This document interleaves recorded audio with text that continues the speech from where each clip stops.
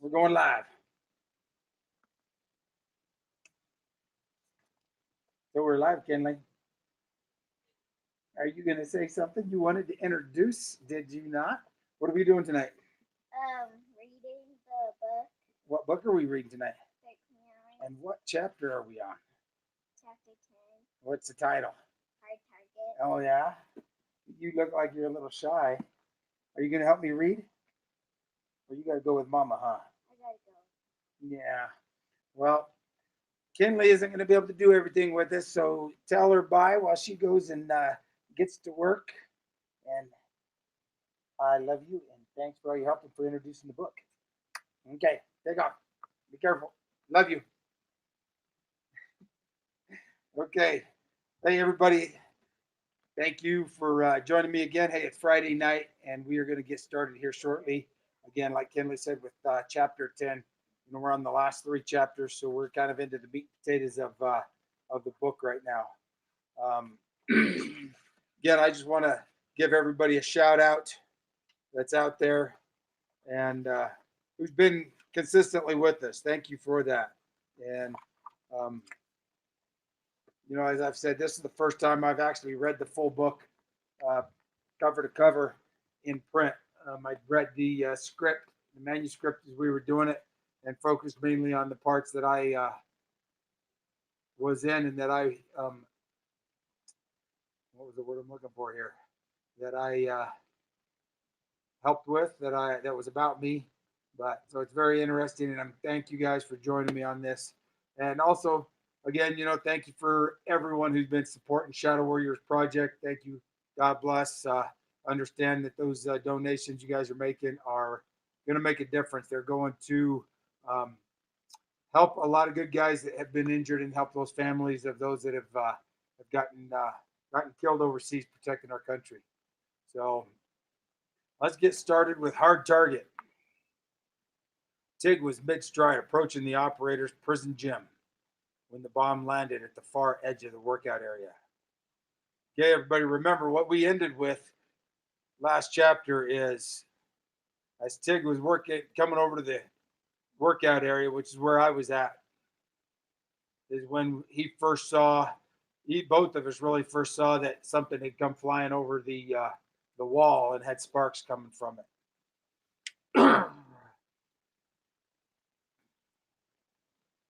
So he's heading to the far. He saw a bomb landed at the far edge of the workout area. Tig had protection from his heavy Rhodesian vest and his body armor, but Tig's head was bare. He'd accidentally left his helmet around the corner at Building C. While talking with the team leader about the noisy neighborhood, Tig froze, dropped the water he'd brought for me, and braced for impact. His mind focused on a single thought: this is going to hurt.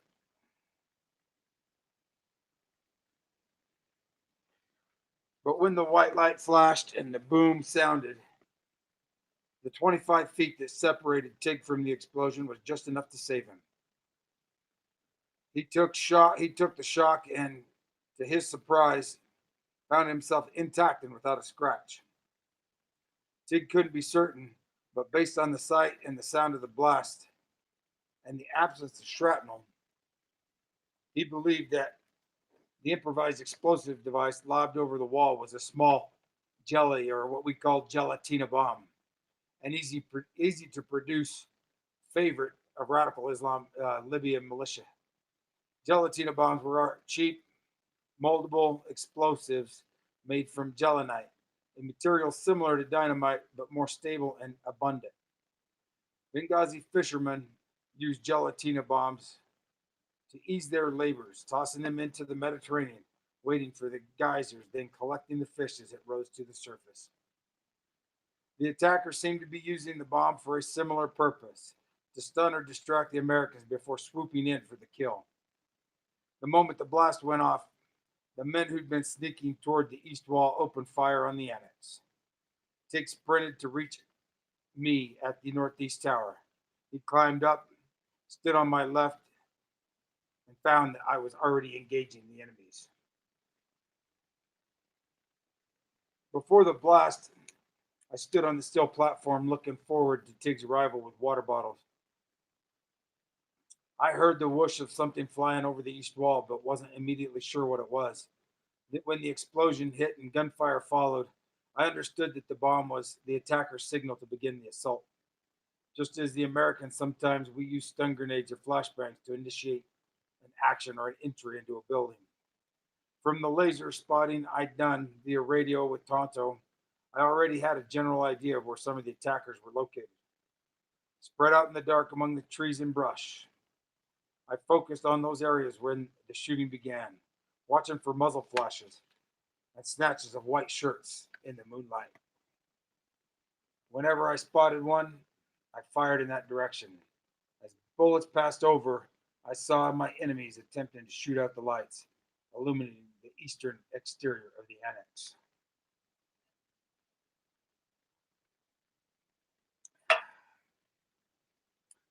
The gelatina bomb apparently was the attacker's signal to commence firing. But it wasn't the only explosive they'd brought. Somewhere in the trees east of the wall, an attacker shouldered a rocket propelled grenade and fired it toward the annex. Tonto heard the signature sound of launching, a sizzling gargle and then whoosh, followed by a few seconds later by an explosion. The shooter evidently aimed too high, and the RPG flew over the annex entirely, landing somewhere beyond the far west wall. Yet Tonto's hearing was so bad from the gunfight at the compound that he still wasn't entirely sure that the annex gunfight had just begun. Even after seeing the attacker take a knee, Tonto held a sliver of concern that the sounds he heard came from firecrackers. Dude, he asked DB, did someone just shoot at us? Man, I think so, DB answered. He radioed the team leader to ask if he knew whether 17 Feb militiamen were en route to the annex. To be sure this wasn't a friendly fire incident. We don't know, the TL said, but if you're fired on, fire back. F this, Tonto said, and he began shooting. DB did the same thing, targeting the armed men he'd identified earlier, even as he seethed about the team leader remaining safely inside Building C. DB didn't need anyone to tell him the rules of engagement, especially when that person wasn't holding a gun. Angering him further, DB interpreted the TL's fire back comment as a smart ass way of responding, when all DB wanted was to be sure that he didn't kill a good guy. Tonto lined up the kneeling attacker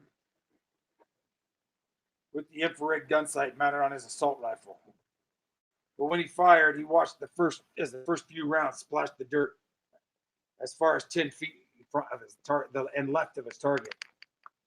Tonto didn't have time to adjust his sight, so he corrected by aim using a method that shooters call Kentucky windage, fine-tuning where he shot by experience and feel. With his corrections made, Tonto watched as men that he and DB had targeted earlier began to flinch from being hit. Some of the injured attackers tried to conceal themselves or regroup. Some zigzagged as they limped back and forth through the trees and brush. The operators kept shooting, leaning their weapons on the rooftop parapet and aiming down at the attackers coming toward them from the wall beyond the east wall. While Tonto and DB engaged the shooters, the Tripoli-based DS agents did his job by covering the area to the south, beyond the annex's front wall. While Tonto and DB, no one approached from a large open area in that direction, but the operators were covering the east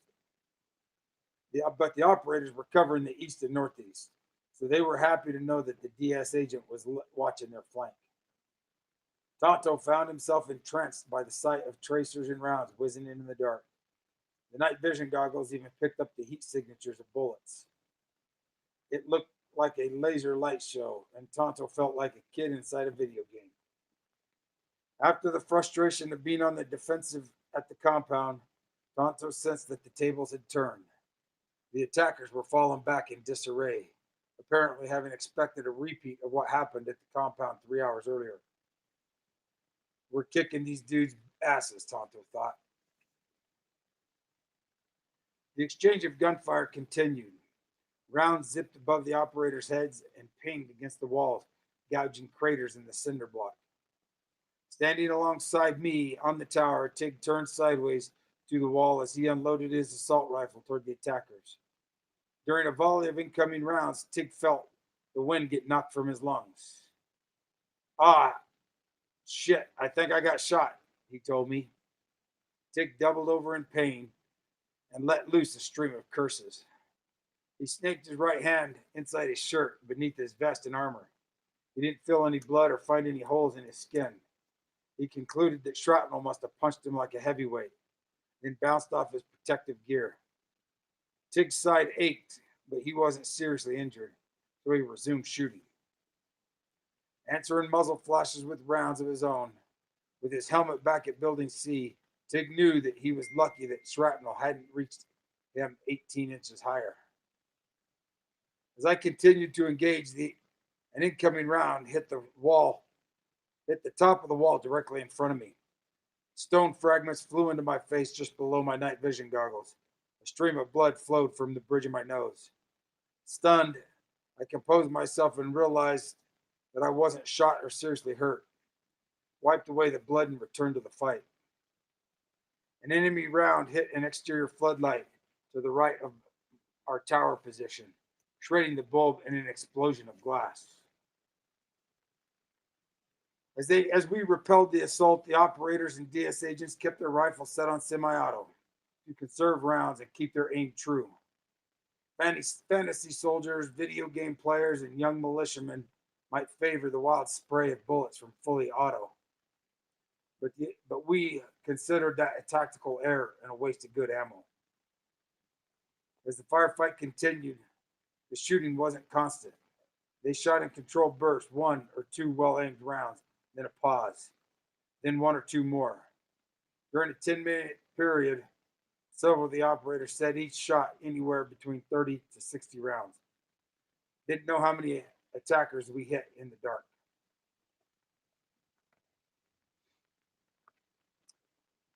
Tonto and myself couldn't be sure how many men they faced overall, but from the silhouettes in white t-shirts we saw through our goggles, plus the number of flashes coming from different places, we estimated 15 to 20, possibly as many as 30. All the while, from our tower position, Tig and myself tried to keep track of the two shepherds and the sheep pit to make sure no one was trying to sneak through the animals to approach the wall.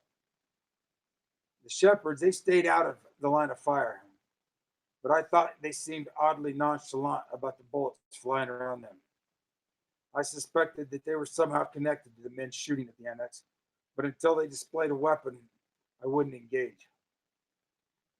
Neither I nor Tig had worn earplugs, and soon my ears were throbbing from the thunderous noise created by two of us firing side by side in the small tower.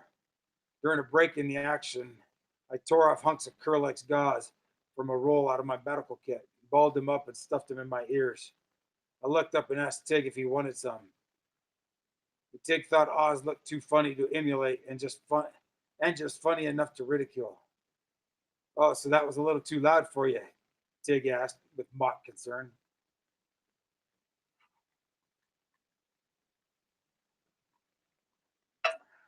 Tonto saw some of the attackers turn and run toward the house where he knew the teenagers lived, near the parking area.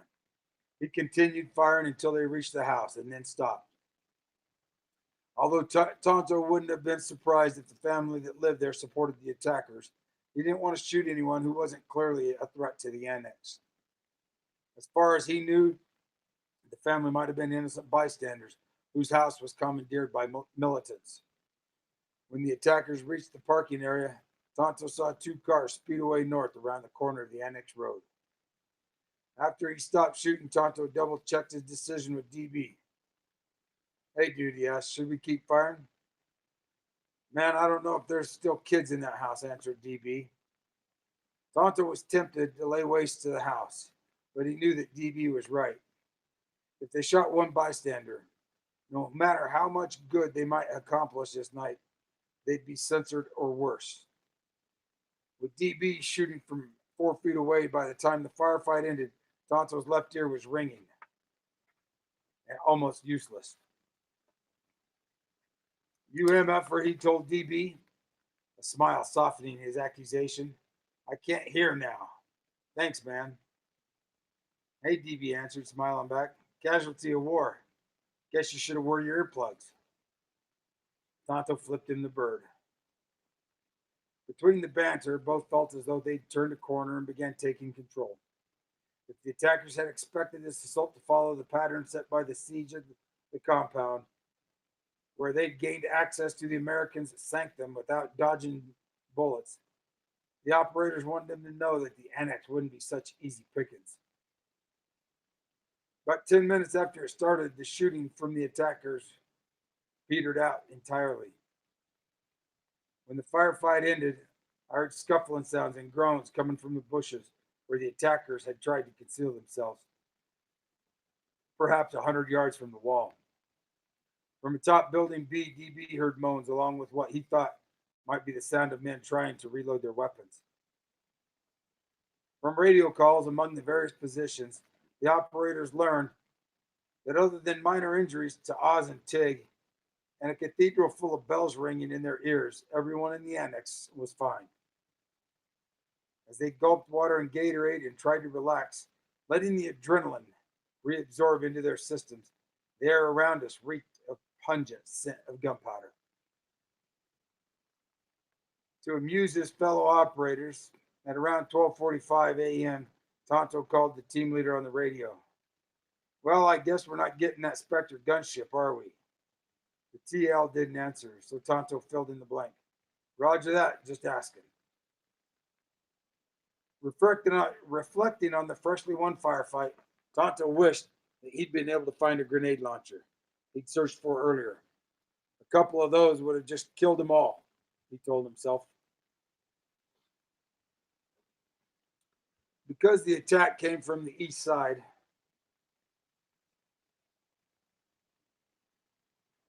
of the annex, the men top buildings C and D were forced to maintain on the sidelines during the firefight. They knew that they couldn't shoot toward the east wall because they'd be firing at the backs of Oz and Tig on the tower, and Tonto and DB and the DS agent on building B. Frustrated that he couldn't participate in the fight, Jack kept close watch over the areas beyond the north and west walls. If the attackers wanted to open a second front, that might be their choice. Jack was particularly concerned with the narrow north-south pathway close to the annex that the operators knew as Smuggler's Alley, which ran between Annex Road and 4th Ring Road. During moves, he and Roan had driven on that dirty alley several times to vary their routine in case someone was watching them. Jack knew that high walls on both sides made it almost a concealed corridor that attackers might use to approach the annex from the back gate of the burning diplomatic compound. Jack scanned in the direction of the alley for signs of movement, but he saw none. He knew his job was to remain vigilant, no matter how bleary-eyed he might become. Occasionally, Jack's mind wandered to his family and the hope that he'd live to see his third child born. In the stretches of silence, punctuated by gunshots, Jack also wondered how the praying mantis in the olive tree next to the post had fared amid the firefight.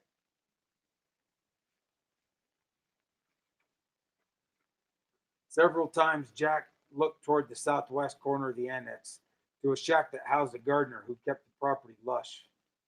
Tall and thin, a clean-shaven man in his 40s, the gardener repeatedly wondered outside his shack as the bullets flew, smoking cigarettes and dropping onto his knees to pray.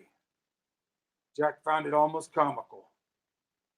Here we are in the fight for our lives, Jack thought, and he's just down there, hoping for the best and smoking a cigarette. During and after the fight, Jack and Dave Ubben and the DS agent atop Building D imagined different scenarios for new or related attacks on their position. They worried especially about a 4-story building under construction to the southeast. The building was concrete shell that an enemy could use as a sniper position, with a direct view of the annex rooftops. To the annex defender's surprise,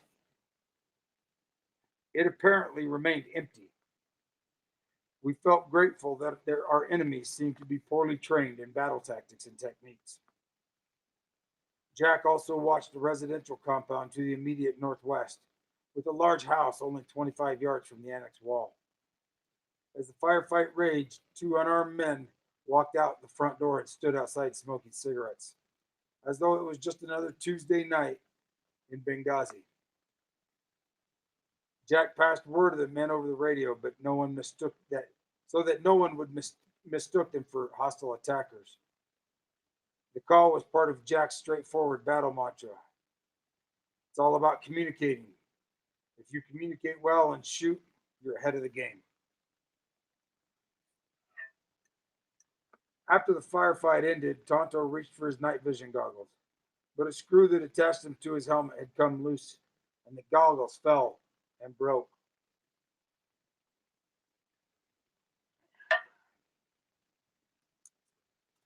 You got to be shitting me, Tonto thought. He called over the radio to see if anyone had a spare pair, but no one offered. Tonto climbed down to look for one. On his way to Building C, eating a Snickers bar, Tonto decided to check on the three local men who'd been hired to serve as the Annex Guard Force. Tonto knew that Tig and Oz had placed them in fighting positions, so he figured he'd see if they needed ammunition or anything else. But when he reached the guards' assigned places, they were gone. When he looked outside the annex, their cars were gone too. They split, Tonto told his fellow operators. He went to the GRS team room in Building C, but couldn't find an extra pair of goggles. An annex security team member sought him out, too. I've got these, the security member said, holding out a pair. I'm not going to need them. The gift provided more evidence that the operators had won their staffers' respect. Tonto thanked him and attached the goggles to his helmet. He grabbed a handful of candy and rejoined DB and the DS agent on Building B. They sat in the white lawn chairs, trying not to focus on how mentally exhausted that they really were. DB was comfortable with the silence, but Tonto wasn't the type to sit quietly for long. Hey man, Tonto told DB, if they come at us with anything bigger than RPGs or AKs, or they come with a technical mounted, bro, we're not going to be able to fight that off. We don't have the weaponry for that. Yeah, I know, DB said. Well, shit. I hope they don't come with the technical, because if they do, me and you, we're going to have to get down off this building and start getting out of this compound. We're going to have to move towards them, and we're going to have an attack, have to attack them direct. Again, DB nodded and said, yeah, I know. DB's brief acknowledgement was exactly what Tonto had hoped to hear. When DB said he accepted the odds they might face together, Tonto considered it reaffirmation of the bond they developed over the previous decade. Responding to each other's close calls in Iraq, Afghanistan, and now Libya, Tonto's comments also were his way of saying that if they had to leave the annex with fewer than a dozen fighters to confront a large, heavily armed force, he'd feel confident that DB beside him. Knowing Tonto as he did, DB got the message. The discussion of what weapons and tactics he might encounter beyond rocket-propelled grenades and AK-47s made Tonto think about his wife and children. The idea that he might not talk to them again gave him chills. Tonto tried to force the thought from his mind. Tonto recalled a scene from the HBO television series Band of Brothers, in which an officer tells a frightened soldier in a foxhole to start fighting. He remembered a line about embracing death as a way to find the strength to fight. I don't want to die, Tonto thought. None of us wants to die, but it's a possibility. And if you don't accept that, it's just going to be in the back of your head the whole time, and you're not going to be able to function. So you accept it. You realize that you're not going to be able to talk to your family possibly ever again. Tonto took comfort in knowing that he'd told his wife and children how much he loved them during their most recent phone calls, less than 24 hours earlier. But again, he tried to squeeze them out of his thoughts. He knew that it was a vicious cycle. The more Tonto focused on his family, the less he could focus on doing his job well, which was why the very thing that would increase his chances of returning to them. Tonto took off his helmet and poured water over his head, then shook it off like a dog emerging from a stream. He slid from the lawn chair to the rooftop, sitting with his elbows on his knees, his fingers intertwined in front of his face. Tonto checked his pockets for ammo and his knife to be sure that he was ready for whatever came next. His assault rifle within reach, he made a point of trying to remember everything that had happened so far, down to the smallest detail. If he made it home, he wanted to be able to tell the story of what occurred this night in Benghazi. And if one of his fellow operators didn't make it home, Tonto wanted to be able to tell that man's family how brave he'd been and how much good he'd done. Sitting on the roof, Tonto thought back to the amount of time he'd lost at the beginning of the battle, waiting for the okay to respond to the compound. His anger at Bob, the annex chief, flared. Why did he keep telling us to stand down? Tonto asked rhetorically, then launched into a profanity-laced attack on Bob. He added sarcastically, he's probably trying to get 17th Fed to come save us right now, too. DB felt the same way. He believed that Sean Smith wouldn't be dead and Christopher Stevens wouldn't be missing. If only they'd rushed to the compound when they first jocked up. Tonto called quietly to the DS agent, who'd been sitting on his own on the far side of the roof, watching the area down the south wall. Hey, dude, Tonto said. What happened over there?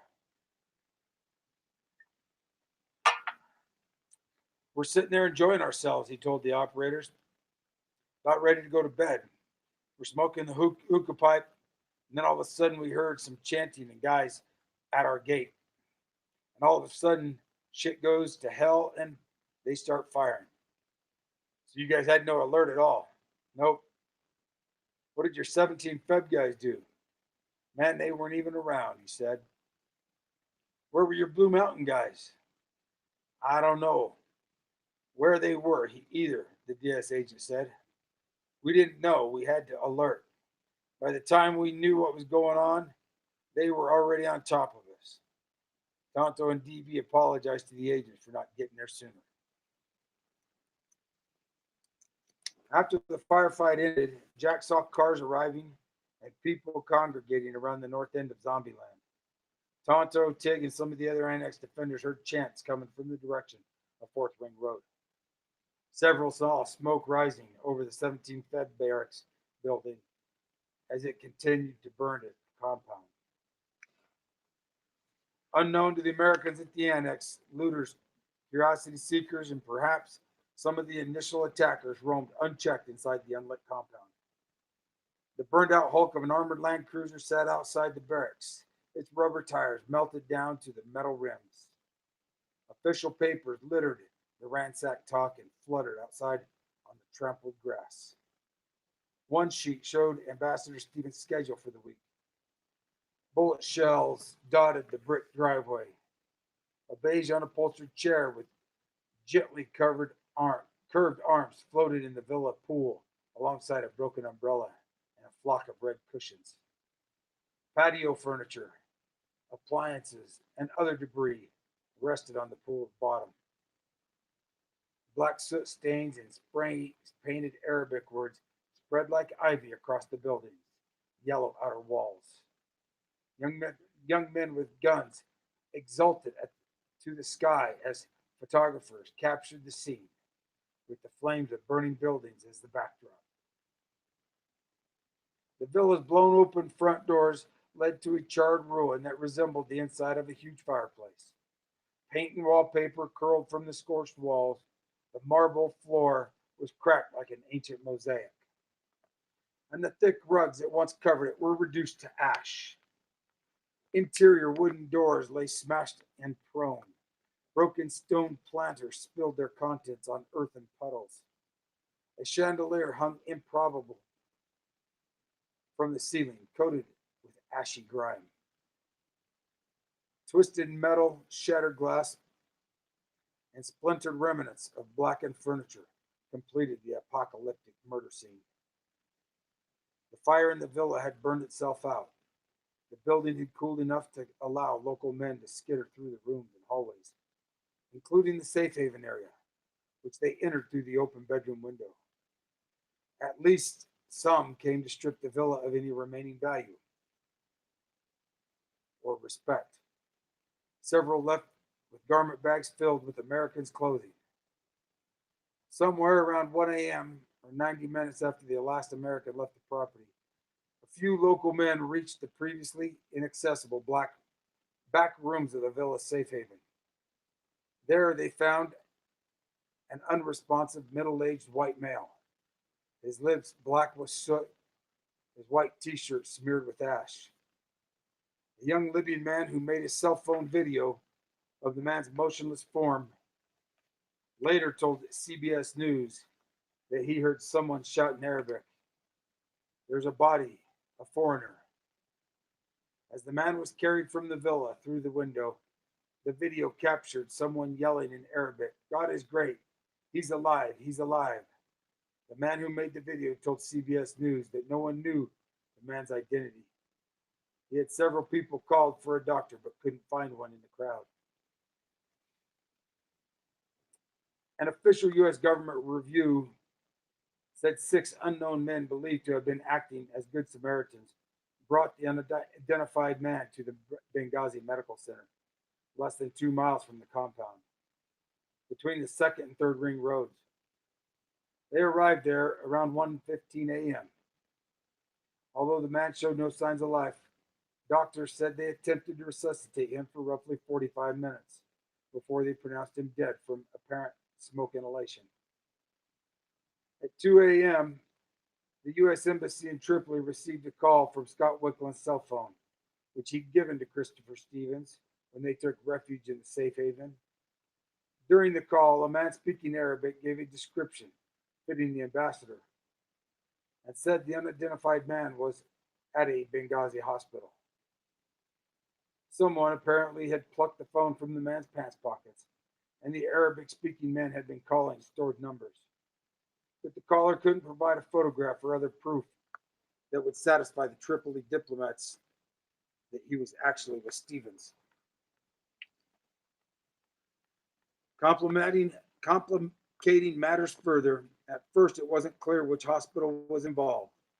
When embassy officials learned that the man had been taken to Benghazi Medical Center, they feared a trap. According to the official review, local sources told them that the medical center was allied with or possibly controlled by Ansar al-Sharia militia. U.S. Embassy officials were suspicious that someone had simply found the phone or had taken it from a dead or kidnapped Stevens. Claiming that the phone's owner was at the hospital might be a devious ruse to draw Americans into the open for an ambush. The enemy's political attaché, David McFarland, pressed his Benghazi contacts for answers.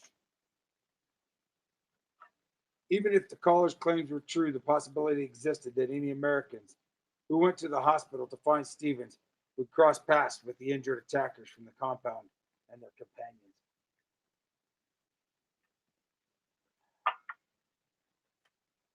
If American officials were certain that Stevens was there and alive, they would treat it as a hostage rescue situation and send operators loaded for bear. Otherwise, they'd be prudent and wait. To speed the process, embassy officials sent a Libyan they trusted to the hospital to confirm the man's identity and his condition. The Libyan was the same man who rescued the downed American F-15 pilot in 2011 and who now ran the school where Stevens had planned to establish an American corner.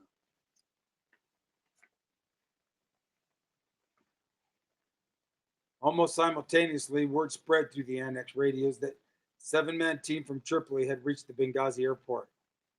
but it didn't look as though they'd be joining the Annex defenses anytime soon. Bob, the Annex chief, and the diplomats in Tripoli were struggling to get the Libyan government to send transportation and security to the airport to escort the response team to their destination. None of the new rivals had ever worked in Benghazi, so they didn't know their way around. Commandeering vehicles wouldn't be an option, especially on a night when it seemed to be open season on Americans. Sometime after the firefight, DB heard the team leader say they also might get help from a special operations team coming from Italy. DB sensed morale rise with news of the Tripoli team and a possible second unit of reinforcements. DB's combat experience had taught him a basic equation of military math. Anytime you're in a fight, you always want as many of your friends to show up with you with as many guns as they can. Meanwhile, officials in Tripoli and Washington debated whether the Tripoli response team should go to the hospital on a rescue mission or to the Annex to bolster defenses before all Americans were evacuated. That decision depended primarily on whether an American man was in fact at the hospital, and if so, whether he was Christopher Stevens. The biggest question of all was whether he was still alive. Well, that concludes chapter 10.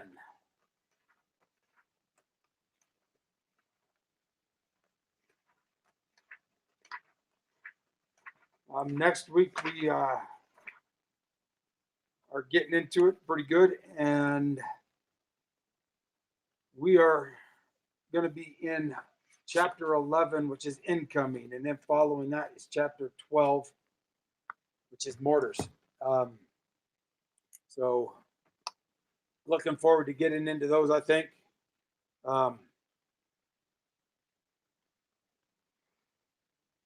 So let's get down to seeing what kind of questions we've got.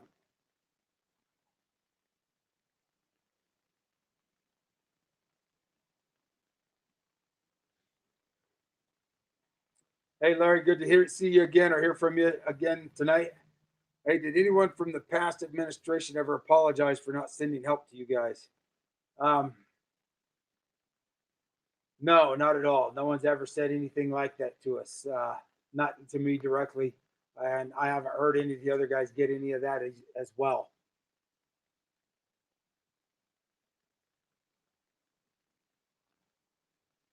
Shamul Momat. Why you and Tonto don't get along? Yeah, good question. I mean, I love the guy to death. He's a brother who fought beside me, but as some family members, you still disagree on some things, and it's two alpha males that are sometimes stuck together that always butt heads. Can't really say any more than that, other than I would fight with him again to this day, but we just have a different outlook on things, I guess. Shelley Johnson, what communication did you have with your wife, and how did she cope with hearing about the Benghazi raid? Did she have a time frame of the unknown before she knew you were alive? I can't imagine what she went through. Shelley, I didn't. Let's see. Through the fight that night, I didn't have any communication with my wife. Wasn't able to do that. Didn't have time for that. I had to take care of business that was going on there, and my wife woke up that morning, and she normally doesn't watch the news because of especially when I'm overseas, and for some reason she turned on the news that morning, and the ticker tape across the bottom said that their Benghazi, Libya consulate was under attack or had been attacked, and that there was 4 known dead. No one had ever contacted her. She immediately tried to get a hold of the State Department, called the agency, and no one would confirm anything because obviously they can't confirm who she is. But she did not find out that I was alive until, oh, my time would have been probably 3 o'clock in the morning. Um, Almost 24 hours later before she actually got confirmation that I was alive. No one called her until I came out of my second surgery when I was in Lunstel, Germany, which um, the nurse that had was in the OR had came out and I guess called her because they found my phone. Um, Brian Henner. Hi, brother. When are you coming down here for a vacation? Uh, Love to have you from New Zealand. Hey, I'd love to get down to New Zealand. Haven't been there, but I got some good mates down there. I worked with in Iraq, so um, I'd love to come down there and bring the family. You guys got a beautiful country down there. Maybe we can make that happen sometime in the future. Mark James, hey, so much respect for you. Did you find out if the government asked for assistance from UK or France, who will have had assets in the region at the time? Mark, I don't know. I don't recall anybody ever saying they reached out to that because that was one of the questions we had. I mean, you have Italy, you have France, you have England, you have Germany. Um, I mean, the administration's excuse at the time was there was no one there close enough that could get there in time. Well, two things with that is I don't know what close is to somebody from America or in the administration, but when you say couldn't get there in time, it just indicates to me that maybe you knew more about how long that attack might take place. Um, I don't get involved or really go down that hole of conspiracy theory, but you know, you never know. um, Julie Malone, have you considered running for political office? Um, I think I'd rather go back to Benghazi and get shot at than deal with that. Yes, I have. It's one of those things that my biggest concern with doing that is if anybody came after my family or was disrespectful and attacked them, it probably wouldn't. I probably wouldn't be able to handle that very well. If you want to call me out on the stuff that I've done, good, bad, the ugly, um, as I had told some people who had asked me about that same question, and I said, well, you might not like that because my first thing I'm going to have to say is that I have to apologize to everybody out there because I'm sure in my lifetime I have probably said something that's inappropriate about anybody and everybody, whatever class you are, whatever race, whatever. I mean, it's you know, I ain't necessarily proud of it, but that's you're in the Marine Corps around friends. We just enjoy life.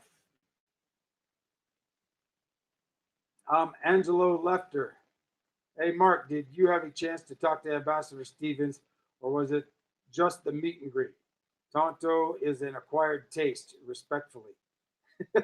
Angelo, I love the last part of that. Yes, he is an acquired taste. No, I never. In the movie, it shows me being at that meet and greet. I wasn't even at the meet and greet. Anytime some of those higher ups ever come around, I did my best to find my way of being busy doing something that was more important. But I always stayed as far away from those things as possible.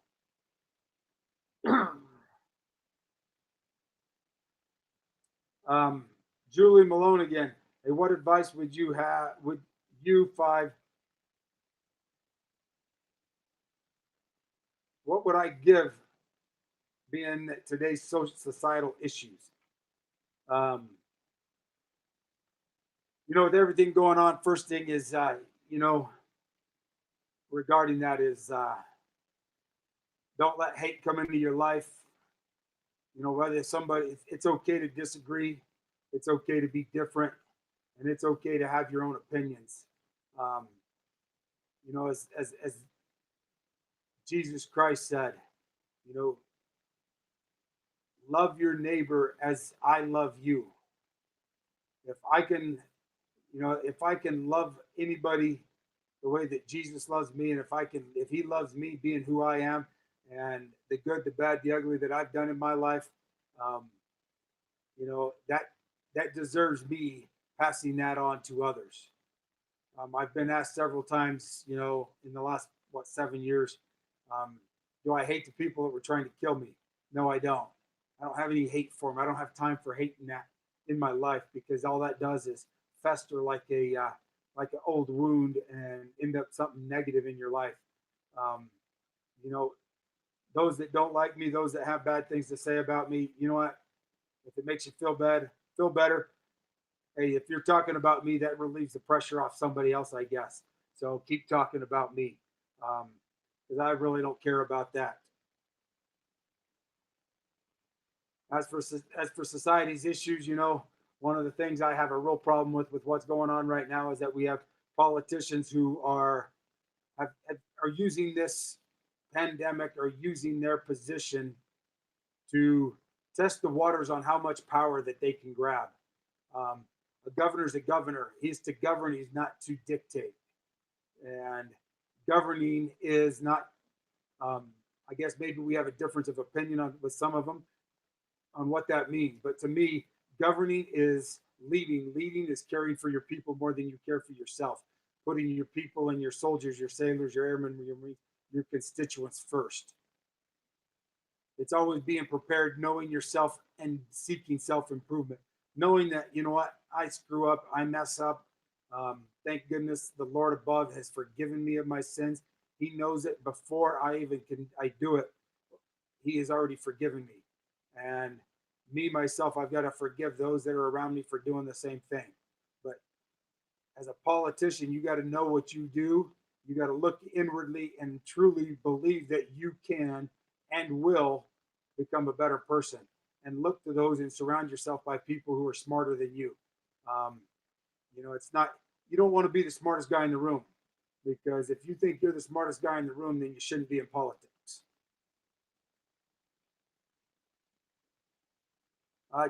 Jared Bear, hey, thanks for the advice last night about knowing your partners, and anyone worth shooting is worth shooting twice. That ammo is cheap and life is not. Hey, Jared, thank you for that. That's one of my rules. Is anything worth shooting once is worth shooting twice. Because it's true, ammo's cheap and life's not. So if you do get into it, the last thing you want to ever do is get into a gunfight. But if you're getting into a gunfight, make sure it's for the right reasons. And if you do, put them down, and put them down hard. Karen Ball, where is your go and to chill and renew place? I guess for me, it's my biggest place to renew and chill is with my family. I've spent a lot of my life serving this country and serving the citizens of this country, and have been gone a lot of it. During my contracting years, out of the 9.5 years I was contracted, I was actually gone for seven years of that. When you talk about deployments, I deployed 21 times around the world. So for me, being home with my family, getting to hug my little girl, see my grandkids, I get to do things when I want. And 99.9% of the time when I leave the house, I don't have to worry about anybody shooting at me. So life is good right here with them. And as you probably heard, that's my other chill place, is with my dog, Roan.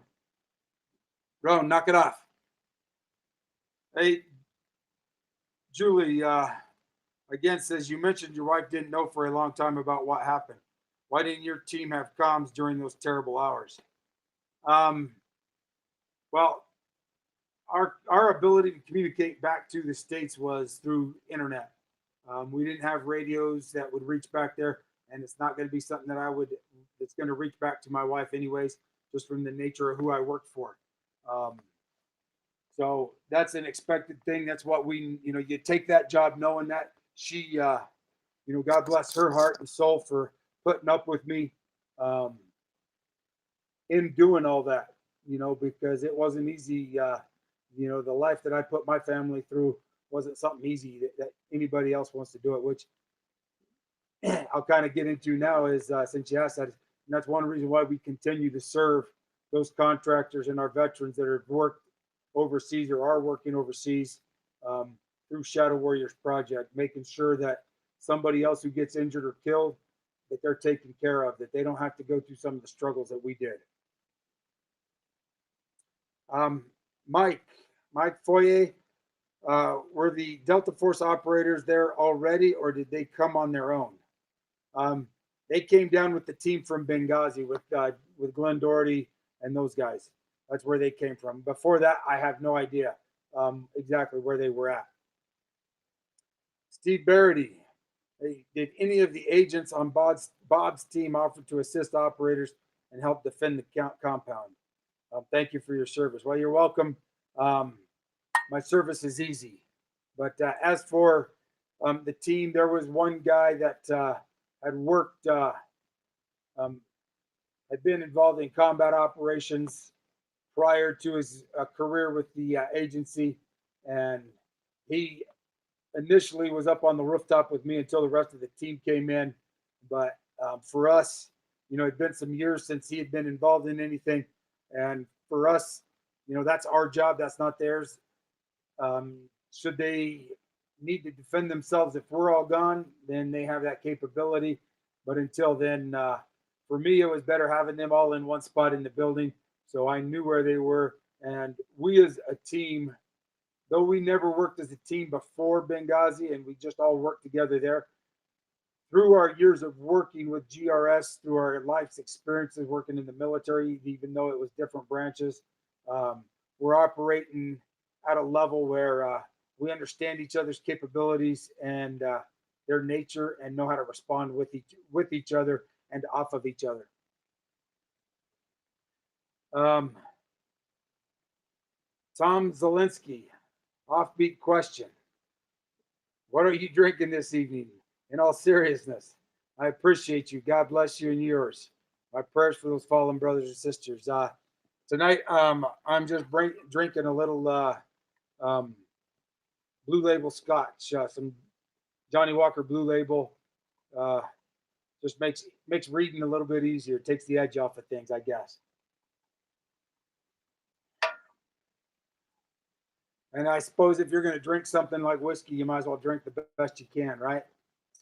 Donna Gregory, what are the 9 rules? Well, the rules, I don't have a set number of rules, but right now they're at like 14, I think. And for me, rule number 1 is God, family, country, and service. Number 2 is anything we're shooting once is we're shooting twice. 3 is ammo's cheap and life's not. Another one is have the right tool for the right job. Never go anywhere. Never be found without a knife. Refuse to lose. Remember that cover is not concealment. If you can, and the next one is if you can see the enemy, they can see you. Stay low and keep your feet moving. I'm probably leaving a few of them out there off the top of my head.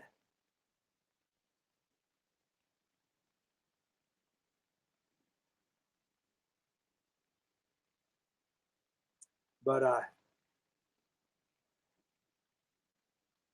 there's a few others in there. Another one is always depend on your team because they might not send backup. I.e., there you go, Benghazi. But I want to thank y'all for the questions. Julie is back. Do you enjoy microbrew beer? I don't drink much beer.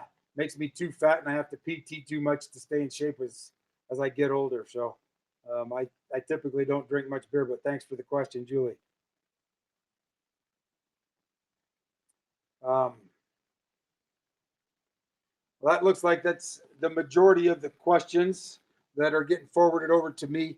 If any others pop up tonight, I'll try to get to them tomorrow or over the weekend. But I just want to again thank everybody for joining me tonight. I know it's Friday night, and I know that we're getting towards the they're starting to lift things and open up the quarantine, and people are getting antsy. And with nice weather out, most people are probably out enjoying that rather than sitting here listening to this story. But that's all right, because I do hope you all are enjoying life. Remember, it's too short to forget about smelling the roses. Get out there with your family, love on them, because you never know what God has in store for you, and whether that be if He's going to take you home or leave you here. But God bless y'all. Thanks for your support. We're down to the last few chapters, and hope to see you all, and that you all join in next Wednesday, same time, 6 o'clock Mountain Time, 7 o'clock Central Time. And again, another shout out in case there's anybody out there that is new to watching this. Again, jump on our website, shadowwarriorsproject.org. You can jump on there, and anybody who is making a reoccurring donation of $20 a month will be receiving a autographed book of 13 Hours, The Secret Soldiers of Benghazi. I'm sorry, the true account of what happened in Benghazi. And we'll get that out to you guys all shortly. But jump on there and help us out if you can. It's you're helping a great organization and helping those that are serving in the shadows that really don't have a voice. So I need people to help give them a voice. So God bless y'all. Thank you. Have a wonderful weekend. Remember, this is, yesterday was Armed Forces Day. We are in Memorial Day weekend, and be safe, be right with God, love and live life fully. And today, this weekend, tip one back for all those who have made the ultimate sacrifice so that we could be sitting here and enjoying life this weekend and here in America. As Ronald Reagan said, we are just a generation away from a change, and that generation is sitting out there on the edges wanting to make a change in this country. So we need to make sure our friends and family and anybody we talk to understands that there's people out there that are willing to give their life for this country and fight for what we fought for 243 years ago. That piece of paper is not something that changes, that those people who wrote it for today, wrote it to give those in the future the guidance of how to govern and how to ensure that the people, or the voice of the people, is always heard. So God bless y'all. Again, if you have any more questions, jump on any one of my social media, reach out, and we'll try to get